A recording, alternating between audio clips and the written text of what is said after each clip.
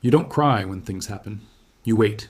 You hold it together, say the right things, keep your voice steady, and then, hours later, alone in a quiet room, it finally comes out. There's a strange contradiction inside you. On the outside, you appear composed, even strong. People might describe you as calm, reliable, someone who doesn't overreact. But internally, your emotional world is intense, layered, and deeply alive. The question isn't whether you feel, it's why you only allow yourself to feel when no one is watching. What you're experiencing isn't random. It follows a pattern, one rooted in how you've learned to relate to emotions, vulnerability, and other people. The first thing to understand is that crying in private is often tied to emotional control, not emotional weakness.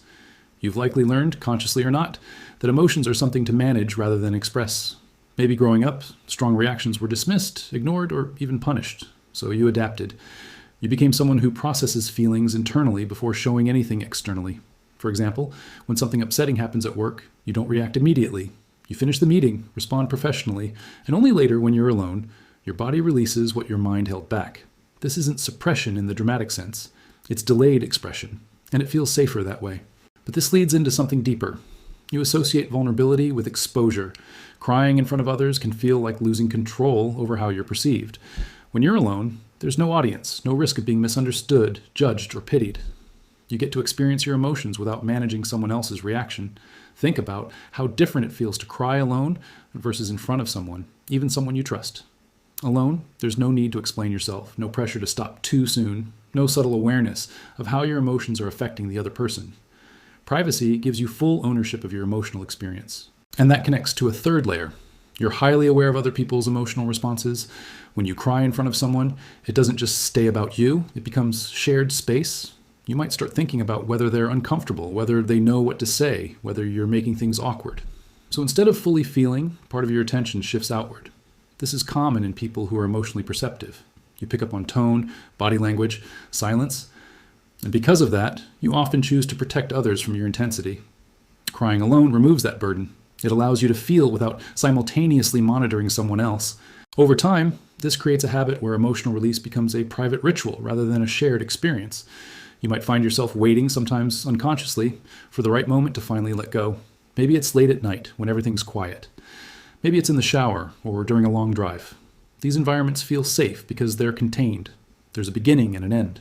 You can cry, breathe, collect yourself, and return to your usual self before anyone notices. It becomes structured in a way that feels controlled, even predictable. But here's where it gets more complex. Crying in private is also often linked to a strong sense of responsibility. You might feel like it's your role to stay stable for others. In relationships, at work, even among friends, you're the one people rely on. So when something affects you, you instinctively hold it in. Not because you don't need support, but because you're used to being the support. For instance, if a close friend is going through something difficult, you focus entirely on them. Even if you're struggling too, you postpone your own emotional needs. Later, when you're alone, everything you held back surfaces. It's not just one feeling, it's a backlog. This pattern can make you appear emotionally independent, but internally, it can feel isolating. Not because people wouldn't understand, but because you rarely give them the chance to. You've become so accustomed to processing things on your own that sharing feels unnatural, even unnecessary. There's a quiet belief that I can handle it myself. And in many ways, you can. But that doesn't mean you should have to every time. Another layer to this behavior is the way you interpret strength. Somewhere along the line, you may have equated being strong with being composed, not breaking down, not showing too much. So when emotions rise in public, your instinct is to stabilize, to regain control.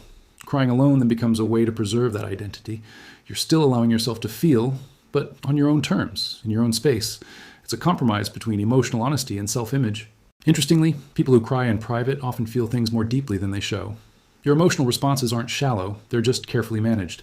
You might notice small details others miss, a shift in someone's tone, a subtle change in mood, an unspoken tension. These details accumulate. They don't always trigger immediate reactions, but they stay with you. Over time, they build into something heavier. So when you finally cry, it's not just about one moment, it's about everything that led up to it. This also explains why your emotional releases can feel intense, even overwhelming, because they're not happening in real time. They're condensed. Imagine holding on to multiple emotional threads throughout the day: frustration, disappointment, empathy, stress, and only allowing yourself to process them all at once. The result isn't a small release, it's a flood. And afterward, you often feel lighter, clearer, more grounded. Not because the problems are gone, but because the emotional pressure has been released. There's also an element of self-protection involved. When you cry alone, you eliminate the possibility of your emotions being minimized. You don't have to hear, "It's not that big of a deal," or "You're overthinking." You don't have to adjust your feelings to fit someone else's perspective. In private, your emotions are valid by default. You don't need external confirmation. This autonomy can feel empowering, especially if you've had experiences where your emotions weren't taken seriously. However, this independence can quietly limit your connections, not in an obvious way, but in a subtle emotional sense. When people don't see your vulnerable side, they only know part of you. They might see your strength, your composure, your reliability, but not the depth behind it. And intimacy, real emotional closeness, often comes from being seen in those unfiltered moments. Not constantly, not dramatically, but occasionally, honestly. What's important to understand is that crying in private isn't something that needs to be fixed. It's a reflection of how you've learned to navigate your emotional world. It shows that you feel deeply, that you value control, that you're aware of others, and that you've developed ways to protect yourself. These are not flaws, they're adaptations. But awareness gives you choice. You don't have to suddenly become someone who expresses everything openly. That's not the goal. The goal is to recognize that your way isn't the only safe way. That sometimes allowing someone to witness your emotions doesn't weaken you. It deepens your connection with them. It gives your inner world a voice outside of yourself. And maybe the most important realization is this. The part of you that cries in private isn't hidden because it's fragile. It's hidden because it's significant, because it carries the weight of everything you don't show. So the next time you find yourself holding it together in public and breaking down in silence later, don't see it as a contradiction. See it as a pattern that once protected you, and now something you can gently reshape. Not by forcing change, but by allowing small moments of honesty to exist outside your solitude. If this video helped you understand yourself a little better, consider subscribing. Every week, we explore the hidden psychology behind everyday life.